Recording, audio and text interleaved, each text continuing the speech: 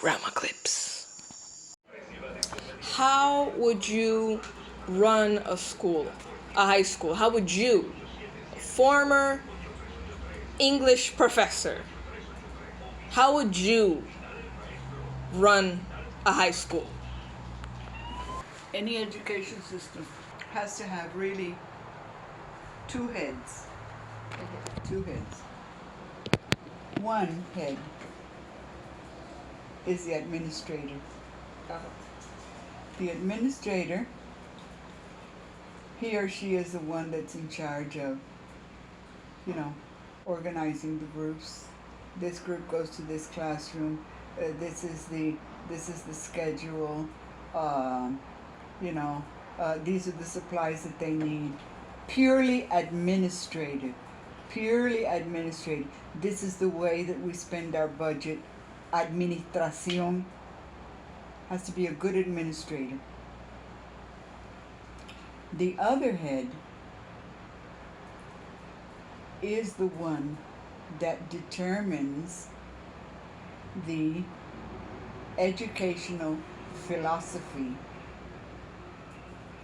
So you could say that they're divided in administration and academic. Yes. Yes. That has been eternally the problem of, here in Puerto Rico, I don't know about the States, here in Puerto Rico, the problem with the Department of Education. You have one Secretary of Education, and he has to be in charge of the philosophy of how you teach and what you teach, as well as having the bathrooms provided with toilet paper. Yeah, I get it.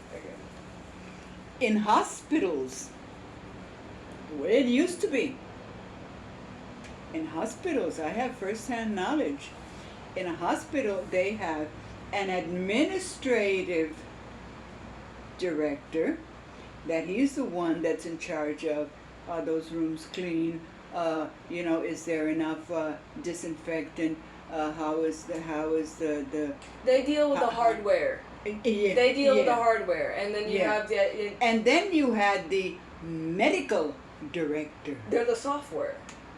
The medical director was the one that was in charge of what doctor am I going to hire? Okay. They get the programs. What is the procedure for this type of patient, or for this type of patient? Two different things. But you cannot have a director of education deciding how you're going to teach a subject, and as I said, it sounds ridiculous, but he is responsible for having the bathroom stocked with toilet tissue. Yeah. He's doing too much. Yeah, it's crazy. It's crazy. It's ridiculous. How are you supposed to schedule a classes?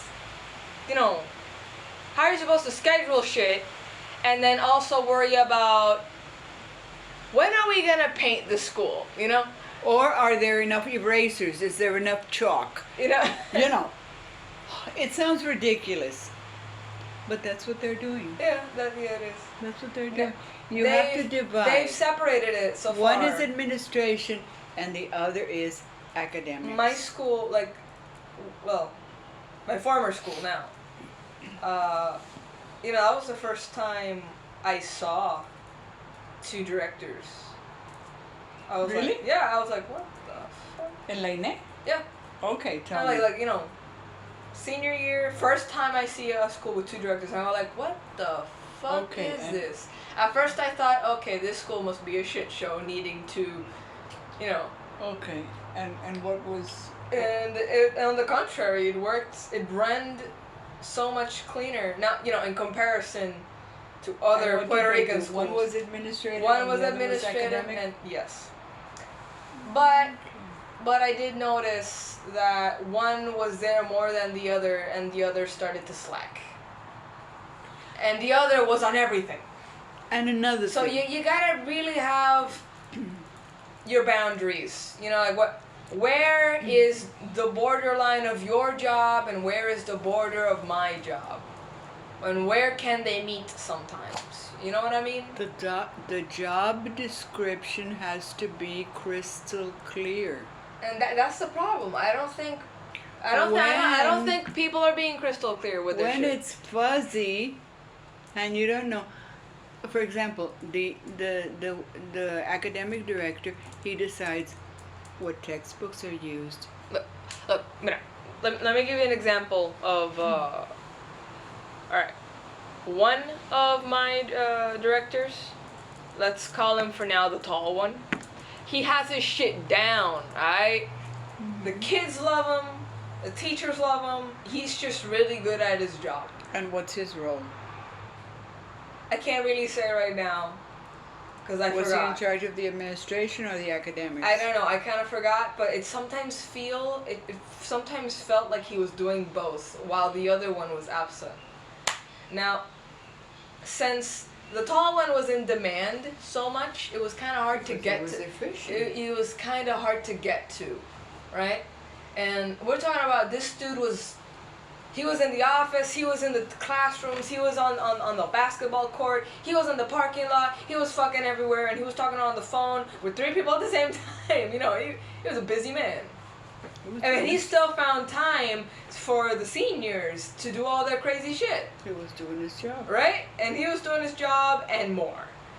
And then, you know, it was hard for me to find him. So I just went to the other one because I thought, okay, there's 2 for a reason. Mm-hmm. And I went to the other one, and let's call him the short one for now. And, you know, the short one kind of half-assed his job with me because every time I asked him for, let's say, a document that I needed for something important that was time-based, he would just say, I'll get it. And then he just sent me back to the classroom, and I never got it. And then when I go back the next day to get it, he didn't come that day. And I was like, what the fuck? You know, I missed some opportunities on the SAT and ACT because of that. And because of that, I couldn't do anything with that, you know? And here's the thing. Then I complained to the tall one about the other. I didn't complain. I just mentioned it. And you know, he called this guy and was like, "What the fuck are you doing? We just lost a big opportunity on one of our students. What? Like, get your head out of your ass and get down to the school now. I don't care if it's your day off." Do you know that the US of A assigns millions of dollars to the public school system? And I have heard many times that they allot a certain amount of money for this, that, or the other. But that money comes with a timetable. Yes. If that money isn't spent, they're they're not gonna get more money. No, they lose it. Yeah. They lose it. And once I saw a report, for example, a little while ago we mentioned, what about those kids that do not have access to laptops and computers? Right. The US of A assigned a lot of money in order to provide each child in the public school system. Y esto no fue ahora, esto fue hace tiempo. Yes. With access to Wi-Fi, esa otra. Yeah. They have to have an internet connection, and to the device itself. Now, I was thinking the other day, this crisis has changed the face of so many things. It has changed the face on education, and now, and I honestly believe a lot of parents of younger children in younger grades are going to consider homeschooling after this. They have all the materials. Now really think about it. There's gonna Homeschooling and no, there's gonna be a lot of kids that went from everything is gonna be online is online. homeschool. Huh? Online is homeschool. No. It's not the same thing, but might as well be. Okay. You know. Okay. There have been programs in place in the United States, K to 12, completely online. And they are regulated, they are accredited by the Department of Education, and their certifications and diplomas are valid. The same thing happens with many universities. How many universities are already online? You can get associate degrees, you can get bachelor's degree. My God, you can even get doctorates. Yes. Doctorates online. And it's completely valid. With this situation, I think A lot of people are gonna start resorting no, to I that. think that we're gonna go that education as we know it. Okay, do you remember? Now, what does that require? You gotta get the teachers on board. Oh yes. You gotta get the teachers on board. You have to put them through very intensive preparatory sessions. I believe there should be a teacher boot camp. It's gonna have to be that. Yeah. It's gonna have to do that. Just like the For police example, academy, just like the firefighter camp, just like the military. Get a fucking boot. Now, okay, now obviously not as hardcore, but they should have drills. They should have, what to do in this situation when a student does this or that. No. And I'm not talking about simply just school shooter drills. No, I'm talking about simple day-to-day shit drills. Like, for example, what to do when a student just got their period for the first time. What to do when there is a fight inside the classroom. Is it verbal? Is it physical?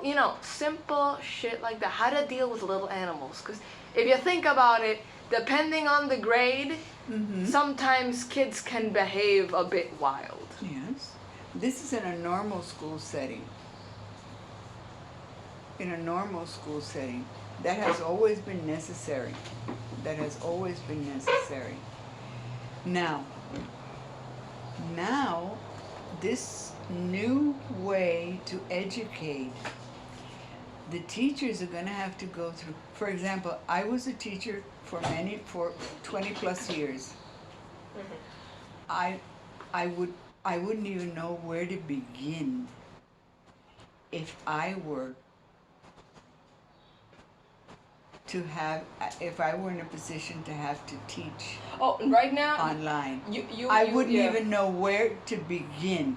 Why? Because I am not Well, just so you know, technology savvy. Actually, like for example, schools and the teaching method has, gradually been introducing technology, and it's not that far off. It's not that far off. The only difference is that you have to do it remotely instead of handing shit out in person. It's actually, I'm not gonna say it's simple because I'm not a fucking teacher, I don't know. But it's not And it's simple for you. It's not as hard as you think. But here's the thing. Someone in your position wouldn't be teaching because, okay, first of all, a normal teacher, like not just in the pandemic, we're talking about a normal teacher teaching normally, physically in a school, needs to do a lot of shit in a computer. Like a lot. Which I never had to do. Exactly. It's not a whether who's better than this. No, it's about time, and it's about how gradually shit got integrated, and you're either in or you're out, And I remember back in the 2000s, they gave seminars for people that didn't know how to do shit on a computer. Mm-hmm. Their job skills, their their job skills. Like I remember when we used to have quote unquote computer class. And they just taught kids how to use a computer. Now, it was a completely broken system, the one I went to, because there were like 4 computers, and nobody really did anything except like fuck around and paint. But, Do you see? but they sort of explained you how to use Word, how to use PowerPoint, and that's about it. Right?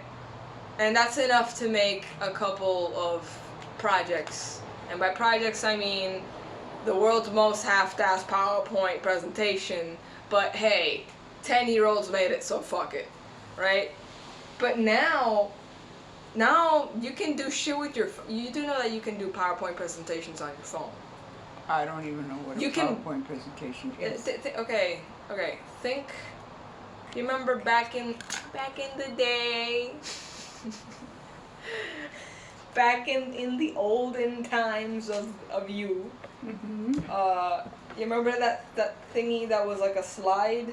Projector. A projector that had slide cards that they clicked a button and came out the side. Yeah, there were little slides. It's the same thing. It's the exact same thing but digital. And you can write shit on it. You can put statistics on it. You can put pictures in it. You can even put links to it, and it will take you to a video. It's the same thing, just modern. As a PowerPoint presentation, and that's what my teachers have been using instead of using the whiteboard, chalkboard, whiteboard, same shit. See, you come from the time where when it was a chalkboard, right? I come from the time where it's a whiteboard.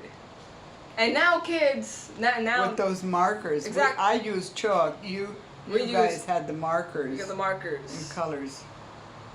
I mean, it's better. You can see it, and it's easier to clean.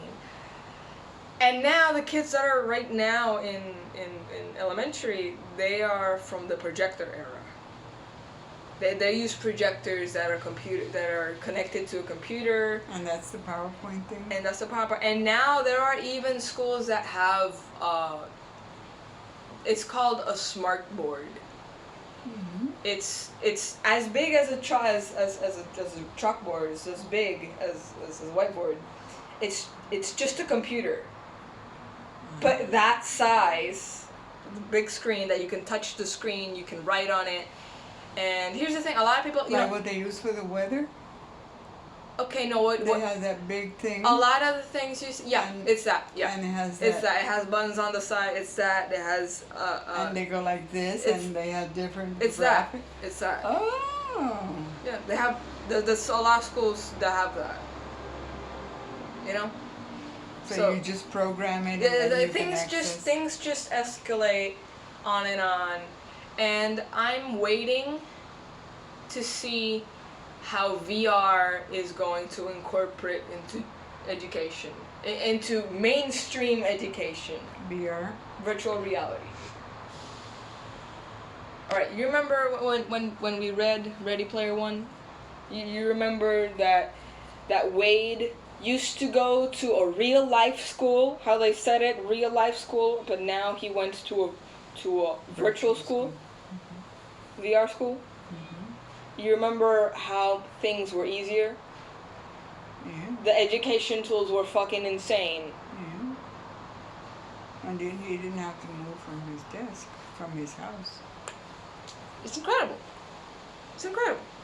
Now, if we already have things like VR chat, do you know what VR chat is?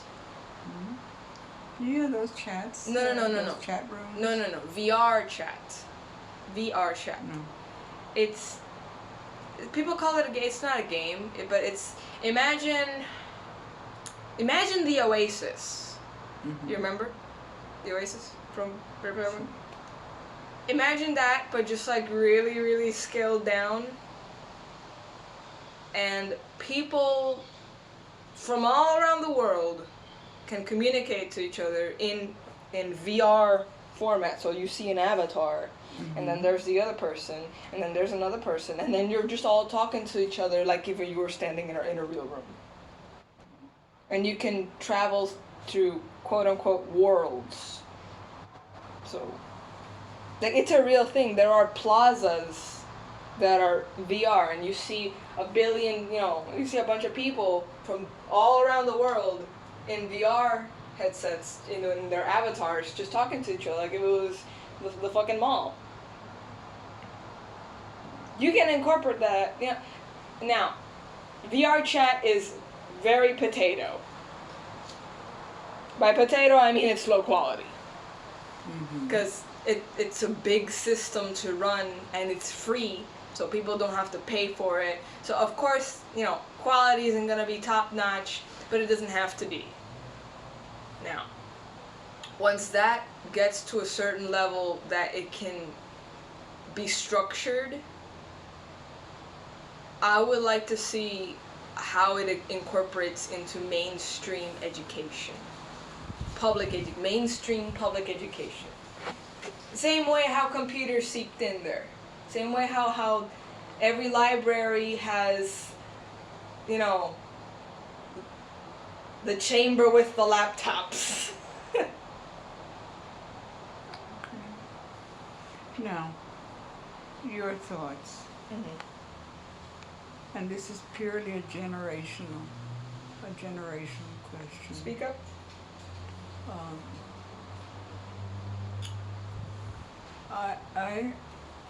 I was in education for many years, and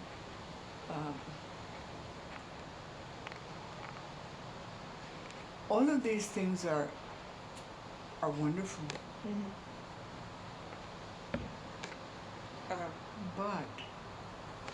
But in this type of education, I find from my generational viewpoint that the human contact disappears. No. Wait, let me finish.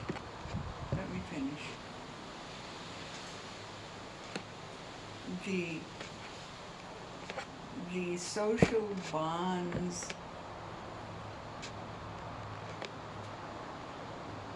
and I had a little bit of that yesterday, although my eyesight is not great. But when we had that Zoom thing, okay, if my eyesight were normal, I would have been clearly able to see all the people there. And they were laughing and they were talking, and it was very animated, and it was very family, and it was very good. But although it was gratifying, I did not have the chance to touch or hug or kiss. But okay, let me finish. Any of the people there. Okay. I know that human beings change. it's better than a phone call. Huh? Oh yes, definitely. Because that. For example, when I access Danny's class, I can not only hear him as I hear him on the phone. By the way, JD called me Milagro. at last. Wow. And my other grandson, Jose. Oh. They remembered they had the grandmother. ¿Qué carajo le tengo que partir la cara? Oh no, but JD, and I told him I called him a piece of shit. Good. I said, "You piece of shit, you have forgotten me." And then we made our peace. Yeah. Okay. Now, what was I saying? Okay. I admit, it's better than a phone call, because in a phone call you can only listen to the person. And in the Zoom, I can see the person. But I understand, Cami. Don't get me wrong. And I'm not saying this in a critical mode. Because I know that the only thing that is for sure is change. But what do I do with my desire to touch a person, to hug a person, to kiss a person? There is no physical There's no physical human contact. What do you do with that? Is it simply gone? Okay, calm down. No. Is it simply gone? No, it's Will I never be able to hug my grandsons? okay. You know How okay. do I deal with Okay, that? you know that's you know apples aren't year round, right? Of course they're not. Exactly. They're a yearly crop. Same thing. How so? Same thing. Like, okay, back in the day before before we started fucking around with plants and shit, when you wanted an apple, it's when they were there, because you know that you can't have an apple off season because they don't last enough I to know. be off season. I know. So this is the same thing. Como pasa que con los mangos It's the o con same. los aguacates. It's the same thing. It's the same thing. No. How? Yeah, yes, it is. How? Okay, right now, everyone's in house quarantine and yada yada. You gotta think about it like that. We are off season on human contact. Just. I know it's weird to think about it like that, but just bear with me here. It's not an option. It's non-optional. You just can't do something. Now, do what I do and just remove the desire from your head. Okay, shit. Think about it like this. Can you fly? Bitch, right now, can you grow wings and fly? No, I wish I could. But you can't. No, I can't. I can never fly. Now, are you gonna mope around all day about it? No. Exactly, because I have to work on acceptance. That's your problem. That's my problem. Work on like I've Do that? accepted. Yeah. I've accepted that I can't fucking fly. So has every fucking human in the world. They can't grow wings and fly. Well, you find an alternative. Oh, can you hop on a metal bird and fly? Yeah. Okay. Now someone's gonna say, but that's not the same thing as beating your wings to the air and. Look, motherfucker, it's not about can you feel the air through your non-existing feathers. It's not that. It's about meeting the purpose. It's can you fly? No. Well, if you're on a plane, you can. No.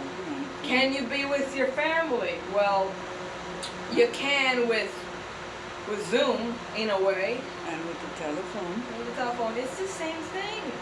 Just think of it as an airplane or as a car or as any, like for example, you can't, have you been to Africa in the savannah? No, but you've seen the animals there. You know what it is. That is very true. Same thing. I've been all over the world. And you haven't even, through documentaries. You didn't even have to leave your fucking couch. No, I've been all over the world. I have witnessed historical events. I have witnessed historical events long before I was born. Oh, you know. I understand. In a way, now that we're on that topic, I had never thought about it that way. In a way, the television. I was at the wedding. I was at the wedding of Prince Harry and Meghan. I was there. Okay. I was there in London. But on your couch. That's virtual. Yeah. Same way when the Cubs won. When the Cubs won. You were there. Yeah. I was there. But you I was there in Wrigley Field. So, could you say that the invention of the television was a precursor of what is happening now? So, I mean, everything is a precursor to everything. Because if you didn't have the television, you wouldn't even have the concept of a screen. Exactly. Okay? It's not about paying homage to who, and it's not about taking credit from what. It's about what you have. So if right now someone invents the next step after, uh, fucking laptops and cell phones and shit, we would be using that. But don't you see a line?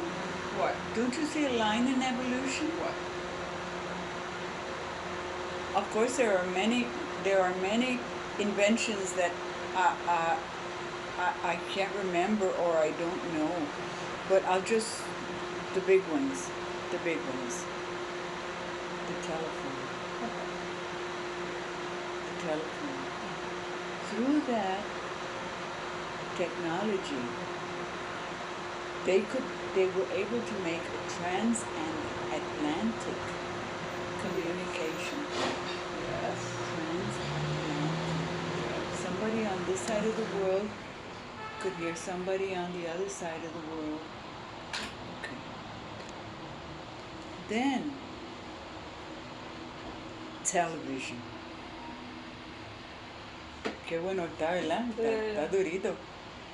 I just remembered that I have 3 of them.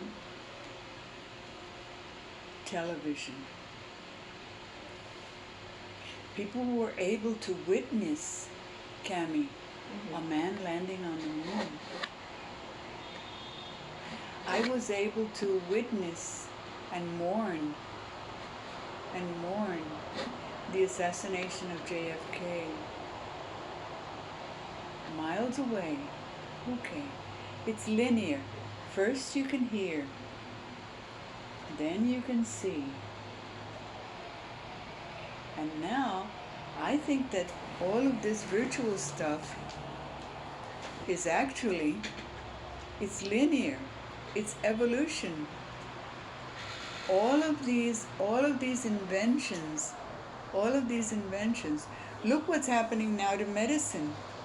E-medicine. And they're using it in Puerto Rico. People that for some reason can't get to the doctor or don't want to physically go to the doctor's office, they can connect and they can have doctor's appointments through Zoom or whatever it is, e-medicine. And but that's been around. I know it's been around, but I haven't been aware of it. Sometimes I feel, that I have a lot of catch up to do. No, this is everyone. Because even people my age were a bit clueless with some stuff. And now with this crisis, it just comes crashing down. I didn't know what the fuck Zoom was until I had to fucking deal with it. And how do you access that? I don't even know. You don't have to. I'll do it for you. Don't worry about it. But, I'm just saying that you shouldn't feel bad about not knowing some things, because not everyone... Yeah. No, I'm getting over that. You really gotta. I have to get over that, because if I don't get over it, then I feel like shit. I feel like a dinosaur. I feel that, I've been left behind. And that's not a good feeling. I felt like that for a long time. And now I'm sort of easing myself into it. And I have made my peace with technology, because I resisted technology for many years. But now in this crisis, it's technology that's holding the world together. Yeah. It's technology that's holding the world together. Can you imagine 100 years ago when the Spanish pandemic hit? It was 1918. 1918. There was nothing. People were just dropping like flies. People didn't know what was going on. No communication at all. It must have been a nightmare. So now imagine a time before fucking penicillin. So before people started washing their hands before operating. You know? Oh, some guy was like, you know what? If I wash my hands before delivering this baby, she might live. Yeah, like, you have to understand that there was a time where bacteria wasn't on the minds of people. Bacteria was not a thing for them. It was what? You can't see it? That's some fucking bullshit. Germs, bacteria, that shit. No, they're like, what? You can't see tiny microscope. What is microscopic? What is that? They didn't know. No, and I was also thinking, I have to look that up. The Spanish pandemic, that was 1918. That was very close. Don't go. Don't. You can go. You can go farther. That was very close to the First World War. What about the Black Plague, huh? What about the 7 plagues of Egypt? There you That's in the Bible. That's in the Bible. It was raining frogs, Sonia. Yes. It's raining frogs. The 7 plagues of Egypt. Oh my God. Bah.